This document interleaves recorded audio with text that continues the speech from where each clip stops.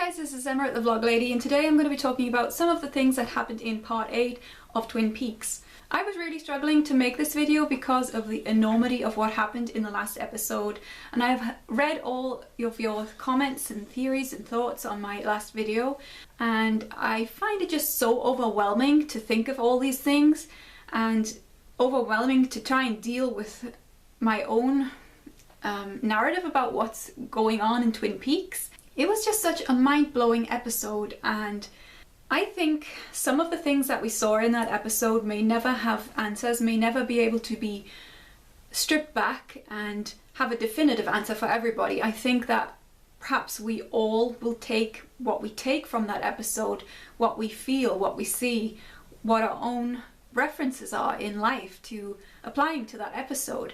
And I think that it's something that Twin Peaks fans may be discussing for years and years to come. So I was almost inclined to leave this video and to not try and theorize about anything because I honestly I found it so difficult. I'm going to start by talking about the stuff that happened with Ray and Evil Coop. There is a debate about whether Bob was being removed from Evil Coop or being put back in to Evil Coop. When I first saw that scene, I thought that they were showing us that Bob was being removed from Evil Coop, and I thought that was the whole point. From a storytelling perspective, I thought it was making more sense to show us that than to say that this was an event to advance Ray's understanding of Evil Coop / Bob. However, given that we saw Bob in the vomit being seeded onto the earth from the atomic bomb later on, I think that it seems more likely that Bob should remain with Evil Coop. When I watched that scene again, it occurred to me how much that death scene was like a birth scene. And actually, when the bubble of Bob was lying on Coop's chest / stomach, they lifted up dead Coop's head as if they were showing the baby Bob to dead Coop, and it was all rather bloody, and yeah, it just seemed like a birth scene, a disgusting birth scene. So I wondered if it was possible that Bob was being reborn in some way, and it even occurred to me that there could be a possibility that the next time we see Bob, he may not be Bob. Is that the last time that we're going to see Frank Silver? And possibly the next time we see him, he might be played by another actor, he might be evolved into some kind of creature. I just don't know. The fact that we see Bob later on suggests that his image, his life force, is represented by this image of Frank Silver, so it does seem unlikely that that would be the case, that, you know, this would be a rebirth of Bob and that perhaps somebody else would take over because of a transformation in Bob. But it's a possibility, I think. So we hear Ray talking to someone on the phone after he kills Evil Coop. Who is he talking to? Is it Phillip Jeffries or Philip Gerard? There has been a lot of debate about that. I personally think it is Phillip Jeffries. The reason why is because Phillip Jeffries has already been mentioned. Phillip Jeffries has already been mentioned as working with Evil Coop. Philip Gerard / Mike is who we see inside the Black Lodge, and as far as I know, that entity is still both of those people, you know, Mike and Philip Gerard, because of the fact we are seeing the physical form of Philip Gerard. We also saw something in this episode which related back to Phillip Jeffries, and that was the convenience store moment. So I think that there is a lot to tie in with Phillip Jeffries.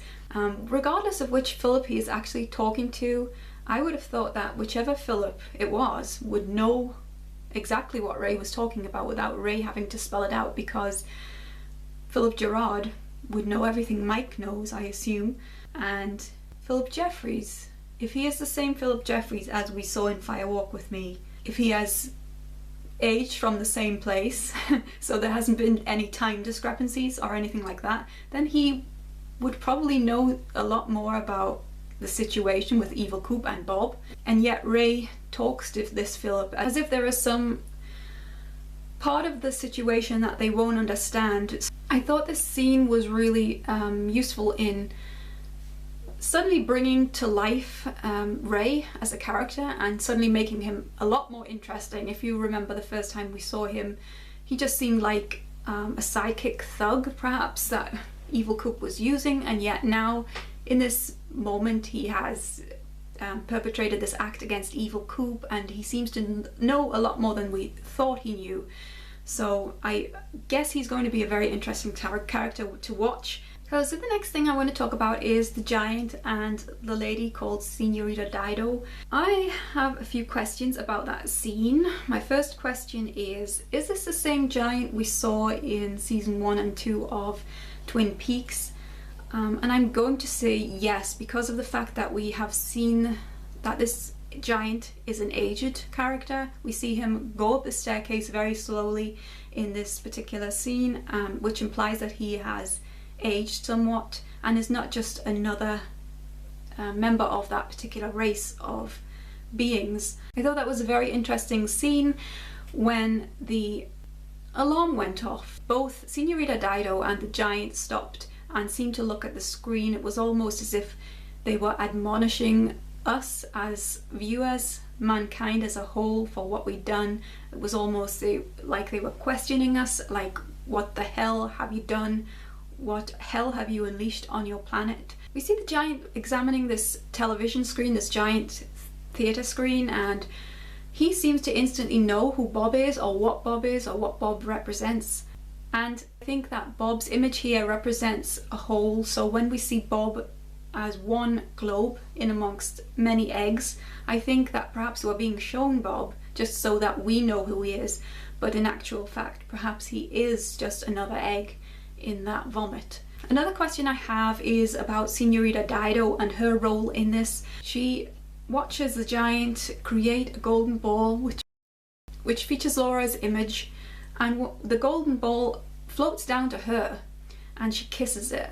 At this point, is she imbuing her own energy and her own innocence and purity onto the ball? It certainly seemed that way to me. I guess you might also say that she was born of both the giant and Senorita Dido because they both interacted with that golden globe. There was also a look of admiration in Senorita Dido when she was looking at Laura's face, as if she knew that Laura was the one, as if she knew Laura was an entity of great hope and beauty and love. I think that's setting us up for what's to come with the Laura story. I thought it was interesting that there was a machine-like I don't know what to call it. It was kind of like a musical instrument, I guess, which the golden ball went down before it was spat out into the cosmos, I guess, and it was absorbed into the celluloid and apparently made its way to Earth. The fact that this machine exists could imply that Laura is not the only one that has been seeded onto the world like this, but I also thought there was such a huge difference between the golden light that we saw come from the giant and the golden light of the globe in comparison with all the darkness and ugliness that we see when Bob is created. One seems like Garmonbozia, the other seems like love. There is some questions about where this place is that the giant and Senorita Dido are existing. I think there is a strong possibility that it is the White Lodge. Clearly there is some link between where they are and where Coop was earlier on, because that machine with that looks like a bell, which somebody in the comments of my last video pointed out that this looks a lot like the Nazi UFO bells, I think also called Die Glock. You might want to look that up because I thought it was very interesting, so thank you very much for making that comment. But clearly there seems to be a similarity in the fact that where Coop was with the blind girl Nado is connected to this place where the giant and Senorita Dido live. I thought it was interesting, their style. I thought that was visually actually stunning, that scene. It is difficult to film in black and white and to make things look so perfect, but everything in that room was sparkling. The texture of the seat, Senorita Dido's dress, the metallic surfaces, everything was so perfect. I would describe the style as being 1920s, so perhaps a little behind the time period that they're looking at through the screen. I think it's impossible to know at this stage whether those two children in the black and white segment are anybody that we know. I kind of got a Chalfont Treeman vibe from the boy, because he was a little vague in answering questions from this girl, and because he almost sounded like a vagrant, someone who was passing through. Plus, once the girl went away from him, I thought he had a strange lingering look, almost as if he was setting her up to be the one that was inhabited by this parasitic creature. At first I wasn't convinced that the parasitic creature, the frog moth thing, was actually evil. I thought it could have been an early form of Laura, because that was the way the sequence plays out. It seems like the next thing we see after that gold ball descending to Earth is the egg hatching, and yet I now believe that this egg is Bob, or one of Bob's types, because of the fact that we see the creature enter the window just the same as Bob did in Fire Walk With Me when he was raping Laura. I think if this frog moth creature is actually Bob himself, and he has evolved over time into this man-like creature, then I think that adds weight to the theory that perhaps in the scene where we see Evil Coop die, that Bob could be reborn and be something else. But I don't know. It was a stunning episode and very difficult to start to try and take apart, and I think a lot of it I'm just happy to feel at the moment. Until the next episode, I don't know if we can make sense of anything more, and I'm going to leave it there today. Thank you so much for watching. If you want to subscribe to my channel, you can. If you like David Lynch or Twin Peaks, you can also leave a comment below to tell me what you thought, if you have any further theories on this episode or anything I've said today. And that's it. Bye.